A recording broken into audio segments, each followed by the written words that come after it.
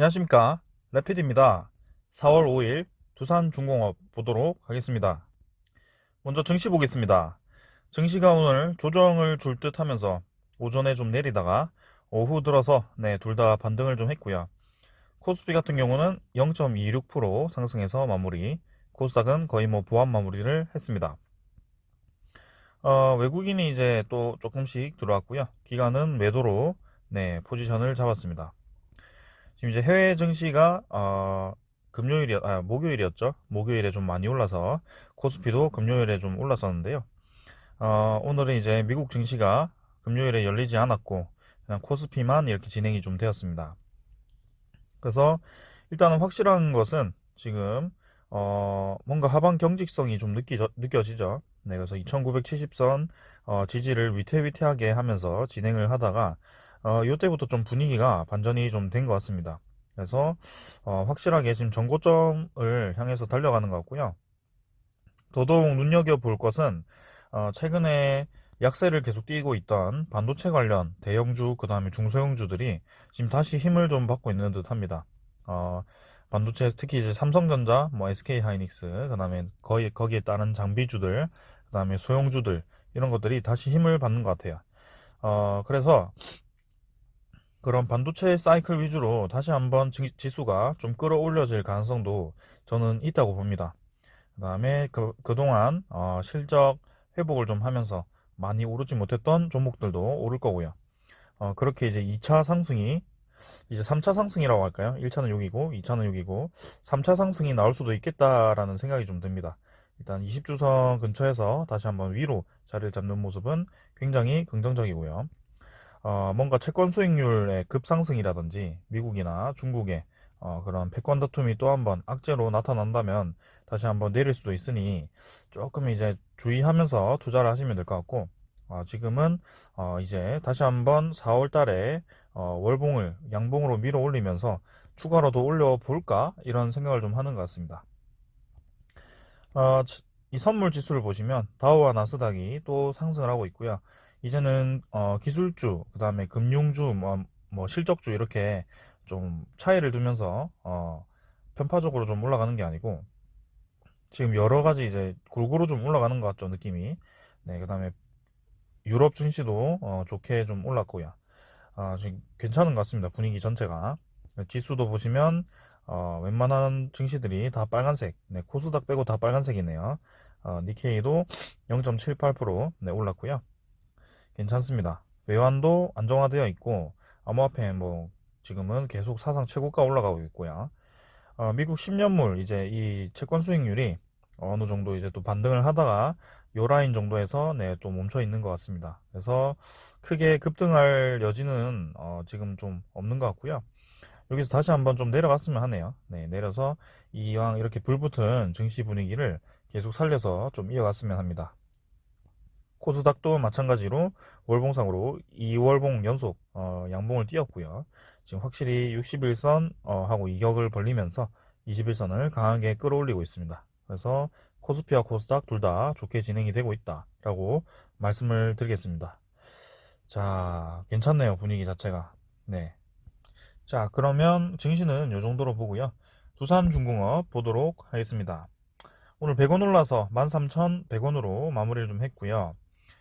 두산중공업이 확실히 다시 한번 상승을 시작을 좀 한 것 같습니다. 오늘 이제 오전에 힘 좋게 올라가다가 좀 아쉽게 증시와는 반대로 눌러지긴 했는데요. 확실히 21선과 이제 61선이 골든 크로스가 나오는 지점, 그 다음에 121선을 앞두고 5일선 또 받치면서 그냥 적당히 마무리를 좀 한 것 같습니다. 거래량을 이제 점점 줄이면서 다시 한번 추가 상승을 할 때는 거래량을 터트리면서 올릴 예정인 것 같고요. N자로 올라갈 가능성이 저는 굉장히 크다고 봅니다. 만약에 121선 저항을 좀 강하게 받고 좀 떨어지더라도 21선이 올라올 때까지 이 정도 라인에서는 웬만하면 이제 12,000 중반선까지는 잘 버틸 것 같습니다. 네. 그래서 이제는 만원대는 거의 못 본다고 보시면 될 것 같고, 적어도 이제 최소값이 12,500원 정도라고 생각하시면 될 것 같습니다. 자, 주봉이나 월봉상으로도 굉장히 좋게 진행이 되고 있다. 20주선 위에 안착을 했고요. 월봉상으로도 완벽하게 N자로 들어서 기분 좋게 4월봉을 양봉으로 시작을 좀 하고 있습니다. 그래서 저의 시나리오되면 시나리오대로면 여기서 이제 4월달에 거래량이 터지면서 좀 강하게 치고 나가는 그런 모양새가 진행이 좀 되었으면 하는데요. 5월달로 끌고 갈 수도 있고요. 그 5월달에는 이제 두산인프라코어가 이제 흡수합병이 되는지 마는지를 의결권을 이제 행사를 하기 때문에 거기에서 최종 결정이 나기 때문에 뭐 5월달까지 끌고 갈 수도 있습니다. 근데 확실하게 상승으로 포지션을 잡았다는 점이 의의가 큽니다. 그 다음은 또 투자자 지켜보겠습니다. 투자자 보시면 투자자 이제 개인이 또 팔았고요. 기관과 외국인 쌍매수 했습니다. 뭐 크게 많은 양은 아니었고 오늘 이제 금융투자 보험 투신이 조금 팔았고요. 뭐 거의 팔지도 않았습니다. 연기금이 또 이제 67,000주 정도 매수를 했고요. 지금 연기금이 매수한 지 뭐 거의 20일이 다 되어 갑니다. 꾸준히 이제 매수를 해서 뭐 매일매일 사는 게 이제는 익숙하죠. 그래서 물량을 상당히 많이 모았고요. 벌써 200 후반 280만 주 정도 모은 걸로 보입니다. 자, 그래서 계속 이 연기금 보유량을 늘려갈 것 같고요.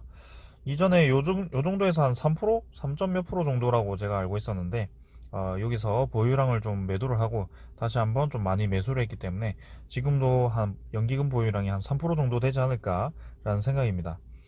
두산중공업 뭐 보통 연기금이 좀 신규로 들어오는 종목들 보면 그래도 5%까지는 들어오거든요. 그래서 5% 정도까지 목표를 잡고 좀 들어오는 것이 아닐까라는 생각이고 이렇게 투자자가 확실하게 받쳐주는 투자자가 있으니까 두산중공업이 매물이 눌러져도 이 주가가 눌러지지 않는 모습입니다. 사모펀드는 뭐 조금씩 팔고 있고요. 뭐 크게 의미 없다고 봅니다. 지금은 확실히 두산중공업을 받치고 있는 세력은 연기금이다라고 말씀을 할 수 있겠습니다. 자, 그러면 차트는 이 정도로 보고요. 두산중공업 공매도 잔고 보도록 하겠습니다. 오늘의 공매도 잔고는 조금 뭐 줄었고 191만 주 정도. 그래서 조금 이제 기분 나쁘게 공매도 잔고가 좀 늘어 있습니다. 50만 주 정도 최근에 이제 늘었고요. 이 공매도 잔고를 상환하기 위한 작업을 하기 위해서는 또 주가를 끌어내리는 것이 이 공매도 세력에게는 좀 합리적인 방법인데요. 뭐 주가를 좀 더 올렸다가 끌어내릴 것인지 한 번은 이 작업을 하지 않을까라는 생각입니다. 그래서 일단 N자로 좀 올린 다음에 뭐 이렇게 다시 한번 이런 폭을 주던지 그렇게 하지 않을까라는 생각이고 뭐 우리의 목표가까지는 뭐 어떻게 움직이든 간에 올려놓기만 하면 되니까요. 요런 잠깐의 하락은 뭐 크게 신경 쓰지 말고 넘기시면 될 것 같고 지금 보시면 대차잔고도 뭐 2천만 주 그대로 있고 외국인 보유율은 10.12%로 마감을 좀 한 것 같습니다. 크게 움직임 없었습니다. 오늘은. 자, 그래서 앞으로도 이번 달에 어떻게 될지 좀 지켜보시면 될 것 같고 4월 달에 이제 큰 이슈는 4월 7일에 두산 제3자 배정 유상증자 신주가 발행이 되고요. 거기에 따라 두산중공업 시가총액도 증가를 할 겁니다. 그 다음에 추가로 있을 것은 4월 이제 둘째 주 목요일이죠. 둘째 주 목요일에 그때가 며칠인가요? 7일인가요?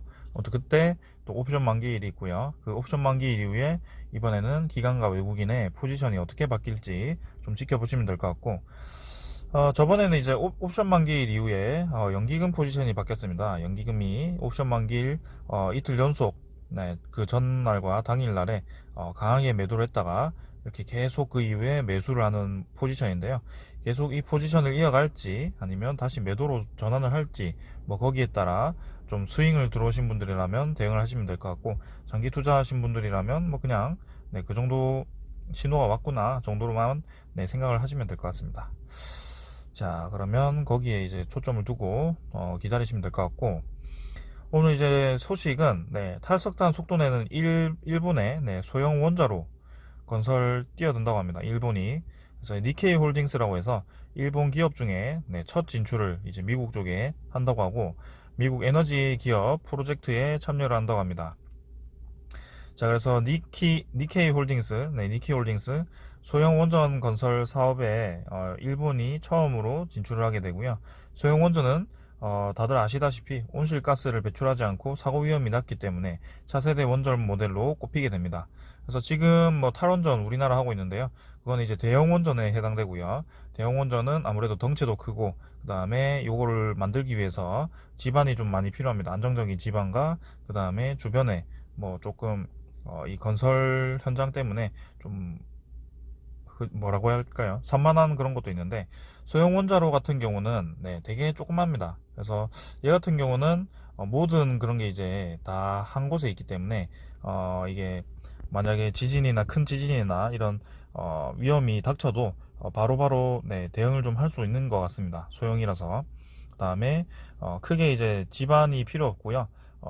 마을마다 이제 하나씩 설치해서 그 마을을 대응할 수 있는 그런 좋은 에너지원이라고 할 수 있겠습니다. 자, 그러고 이제 보시면, 니케이 이 신문에 따르면 미국의 신흥 발전 기업인 뉴스케일 파워가 아이다호주에서 진행하는 60만에서 70만 킬로와트급 소형 원전 건설 프로젝트에 참여를 하게 됩니다. 그래서 뉴스케일 파워라는 것이 이제 두산중공업도 뉴스케일 파워에 지분 투자를 했고요. 그래서 거기에 따른 1조 이상의 이 발주를 이제 내년인가요? 내후년인가? 뭐 받기로 된 것으로 알고 있는데 거기에 이제 일본도 끼어든 것 같습니다. 그래서 소형원전 건설 프로젝트에 참여를 해서 뭐 이 자체 플랜트 건설 기술을 더해서 중동과 동남아시아 소형원전 시장에 진출을 하겠다라는 목표를 좀 세운 것 같습니다. 자, 그래서 이렇게 여기 있죠. 두산중공업도 2019년 말에 뉴스케일 파워 4,400만 달러, 496억 원을 투자를 해서 비슷한 수준의 지분을 가지고 있고요. 니키 홀딩스도 3%를 가지고 있네요. 그래서 소형 원전은 기존 100만 킬로와트급 대형 원전에 비해 사고 확률은 크게 낮고 건설비도 굉장히 낮아서 차세대 원전이라는 평가를 받고 있다. 뭐 이렇게 되어 있습니다. 그래서 여기에 핵심은 두산중공업이 투자한 뉴스케일 파워라는 기업이 이렇게 이제 본격적으로 소형 원자로에 대한 건설을 프로젝트를 시작을 한 것 같고요. 거기에 이제 일본과 같은 원전 뭐 선진 기업이라고 할까요? 이런 기업들이 뛰어들므로 인해서 소형 원자로 이 시장이 앞으로 커질 거라는 것을 알리고 있습니다. 거기에 따라 두산중공업도 이제 원자력 시장이 이제 커짐에 따라서 수혜를 받을 것으로 예상이 되고요. 아직까지 SMR에 대해서는 뭐 큰 시장이 뭐 만들어졌다 지금 당장 그렇진 않고 차세대 기술이기 때문에 시간이 좀 걸리는 것은 사실입니다. 그래서 저는 이제 최소 그래도 5년 정도는 잡아야 되지 않을까라는 생각이고 뭐 거기에 따른 이제 기대감과 성장성 이런 비전이 제시가 되어 있기 때문에 두산중공업의 지금 현재 주가도 좀 서서히 움직여지는 것이 아닐까라는 생각입니다. 자, 이런 성장성에다가 이제 원래 있던 그런 부채에 대한 우려가 좀 불식이 되기 시작했죠. 그래서 이런 기사를 보시면 자, 이제 불씨 살리는 두산건설입니다. 그래서 압도적인 주택 비중 속에 연료전지 신사업 확대를 하게 됩니다. 지금 연료전지 하면 생각나는 기업이 있죠. 두산 퓨얼셀이 있는데요. 지금 이제 두산건설 자체적으로 자회사로 이제 무슨 인천 연료전지인가요? 그걸 이제 샀더라고. 지분을 사가지고 거기랑 같이 좀 투자를 좀 하고 있는 것으로 여기 기사에 나와 있습니다. 그래서 두산 퓨얼셀과 또 시너지도 날 것 같고요. 두산건설이 지금 계속 뭔가 수주를 많이 하고 있고 저번에도 제가 말씀드렸지만 두산중공업의 올 1분기 수주 실적이 해외 수주 실적이 국내에서 2위입니다. 현대건설 삼성건설인가요? 삼성물산 다음으로 2위고요. 그 밑에가 이제 현대건설이라고 알고 있는데 아무튼 지금 건설 쪽이 좀 잘 나가고 있습니다. 두산 쪽이 괜찮게 지금 진행이 되고 있고 거의 뭐 아킬레스건과 같은 역할을 했던 두산건설이 지금 이제 다시 한번 재기를 좀 하는 그런 상황입니다. 자, 잠깐 내용 간단하게 좀 보면요. 이제 2년 연속 영업이 흑자를 기록을 했다고 합니다. 두산건설이 주택 분양 시장으로 돈이 몰린 덕에 달성한 성과이다. 그래서 약 10년 전 주택사업은 두산건설에게 악몽을 남겼지만 이제 실적을 지탱하는 사업부가 되었다. 대규모 적자 이후에 이제 안정적으로 이익을 창출하는 한편 연료전지 사업에서 신성장 동력을 찾고 있다. 이게 이제 두산표열세가 같이 진행을 할 수도 있는 거고요. 자, 그래서 두산건설에서 가장 많은 비중을 차지한 사업은 건축사업본부인데 매출이 1조 3천억, 그 다음에 영업이익이 200억을 기록을 했다. 뭐 영업이 크게 많지는 않습니다만 지금 흑자가 난 것만으로도 엄청납니다. 네. 그래서 여기 보시면 매출과 영업이익이 있고요. 두산건설이 살아나고 있다. 네, 두산중공업이 이제 그 단기 차입금 다 해결하게 되면 완벽하게 흑자 전환을 할 수 있다라는 얘기가 됩니다. 네, 그래서 지금 이제 정부의 부동산 규제로 인해서 주택 분양 시장에서 실수요자 자금이 몰리지만 10년 전만 해도 이런 분위기가 아니었다. 네, 그런 상황이고 아무튼 요게 핵심이 다 해결이 됐기 때문에 괜찮게 되었다. 그래서 지금 넘어가면요.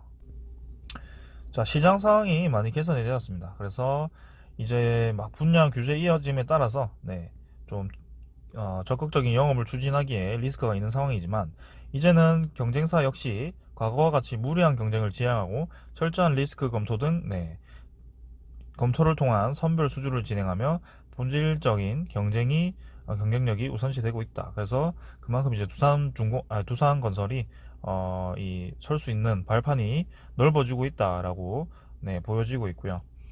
그다음에 연료전지 신사업 이렇게 해서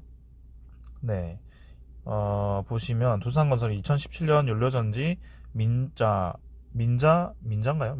민자 발전 사업 그 다음에 수주에 성공했고 2018년에는 평택 오성 연료전지 수주를 했고요. 아무튼 좀 오래 전부터 연료전지 사업을 시작을 한 것으로 보입니다. 저는 여기에 대해서 잘 몰랐고요. 이번에도 두산 인프라코아 부지 내에 40메가와트 연료전지 발전소를 짓기로 했다고 합니다. 그래서 인천 연료전지와 2,051억 원 규모 공사 계약을 체결을 했다고 하고요. 자, 이렇게 두산건설이 새로운 신사업도 뛰어들고 지금 기존에 있던 주택사업도 잘 되고 있고 그래서 두산중공업 자체가 지금 힘을 많이 받고 있는 상황입니다. 아래 이제 두산퓨얼셀 지분도 30%를 가지고 있고 이번에 이제 흡수합병을 시작해서 완료를 하게 되면 두산 밥캣이 두산중공업 아래로 있게 되고요. 저는 정말 두산중공업이 지금 완벽하게 탈바꿈하고 있다라고 좀 보여집니다. 앞으로 이제 뭐 풍력시장도 이제 시작이 되었고요.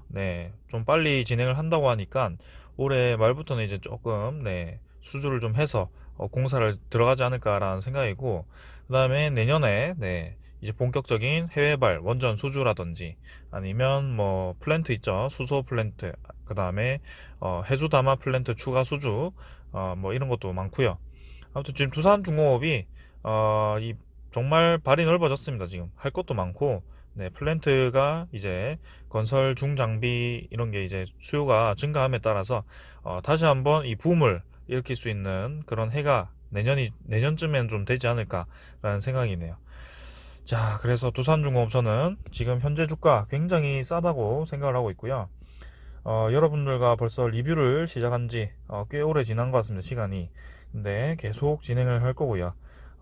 목표가는 뭐 좀 요 정도인데 일단 요 정도인데 요 이상 가게 되면 뭐 저도 계속 올라갈 수 있겠다라는 생각이 들 수도 있겠습니다. 자, 일단은 저희의 첫발 내디뎠고요. 지금 15,000, 17,000원 요 정도만 일단 먼저 돌파를 목표를 해서 가보도록 하겠습니다.